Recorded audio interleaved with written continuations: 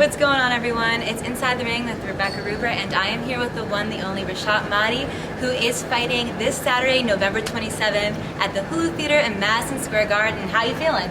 Doing good, just excited to get this weight cut over with, Other than that, getting ready to go win my first title and then on to the next one. All right, so you weigh in perfect. What are we eating? We're waiting a little bit earlier, so first I'm gonna do is obviously, I'm from New York, so we gotta have turkey, bacon, egg, and cheese. I don't eat pork, so turkey, bacon, egg, and cheese, and then we're gonna have some nice pasta and some chicken afterwards. That sounds amazing. So it does. You are from Staten Island, yes. So you are fighting in your backyard. Yeah. How does it feel to be fighting at the HULU Theater, Madison Square Garden, with all your family and friends there to support you? It's a good experience. I fought there, twice already in my pros, so.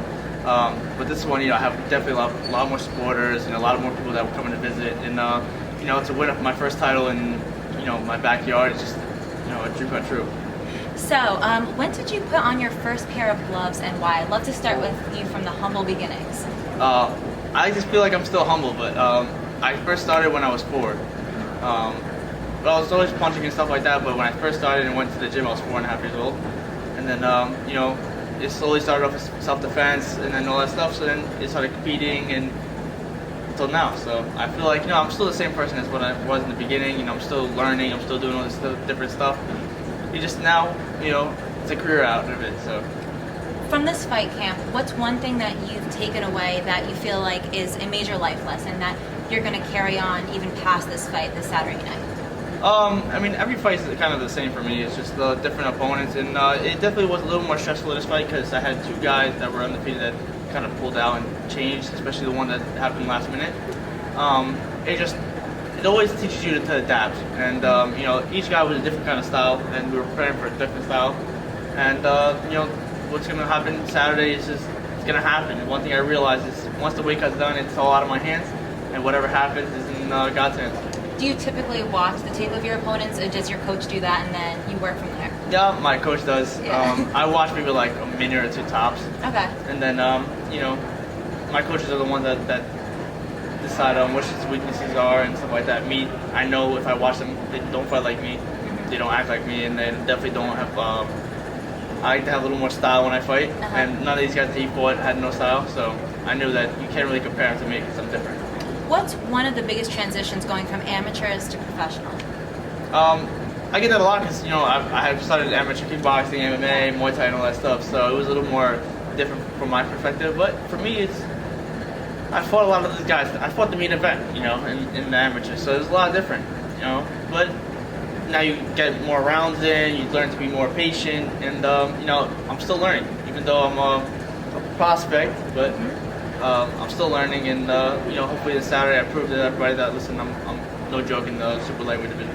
Well, we do also know that you are well known for your kickboxing. Will we ever see you professionally kickboxing in the future? I don't know about kickboxing, but MMA, you never know. Yeah. I've talked to Dana White a couple times and stuff like that too. I came to the gym a couple times, but you never know. You never know with the opportunity and stuff like that. So maybe in the future we'll figure something out. If you had one word to describe how this Saturday night's fight's gonna go, what would that be? What's up, Eddie? How you feeling? That's it. Just at the end of the day, I'm looking to put on a good show. Every fight that I go, I look to see if I'm gonna fight the whole fight. So this fight's gonna be a 10-rounder. I'm looking to be dominant the whole 10 rounds. So I'm looking to make it miserable for him for 10 rounds. So you're not looking for the knockout? If the knockout's there and I see it there, I'm gonna go for it. But most of the time, this guy's very durable. So in my mind, 10 rounds is gonna be a 10-round fight, and if I catch him, I catch him. If I don't, doesn't matter. I'm looking to have my little movement in there and having some fun in there and looking to be dominant. Keep leveling up. That's it. I wanted to talk to you too. I've watched some of your videos. One specific video that had 23 million views from 8 years ago. Yeah. Oh, you look a little different from that. I think almost, is it not 8 years ago? I think it's a little bit longer now. Is it 8? Like, almost 10 now. Yeah, almost 10 now. Yeah, time flies. I'm getting old. You're getting old. Yeah, I see the grays in there. Yeah. We're not. That's why he has the hat on. Yeah.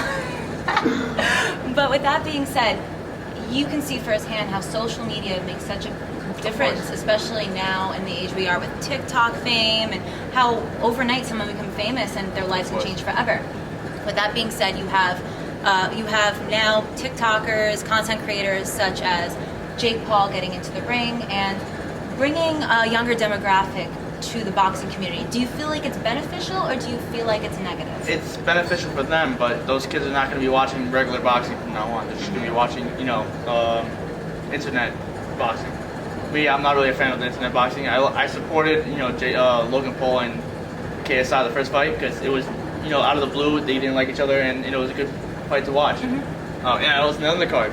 So it was a good fight, in that sport. These other fights are a joke. They're embarrassing. It's like me trying to get into the NBA. It's a completely different thing. It's a different thing, and it doesn't work. And actually, no, it's not even true. It's like me trying to be a professional guitar player. Like guitarist. Like it doesn't work. Like I come from a completely different background, but I've sacrificed all my life for this sport, and for him to come in and call himself a professional boxer now is just disrespectful. So. Stop it right now. Stop it. How do you feel about Lopez versus Kambosos Jr.? What are your thoughts going into this fight on Saturday? I think Teofimo's gonna win. I never really watched the Kambosos fight. I watched a couple highlights of his, because I was curious to see how he fights. He's definitely a hard-hitting guy, and I think he's gonna try to, overpower Teofimo, but it's gonna be tough because Teofimo is a big guy for that weight class. So. I still think Teofimo's going to win, but I don't think it's going to go by knockout, though. You think it's going to go all the way?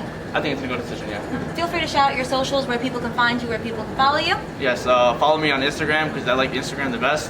Official Reshat Mahdi.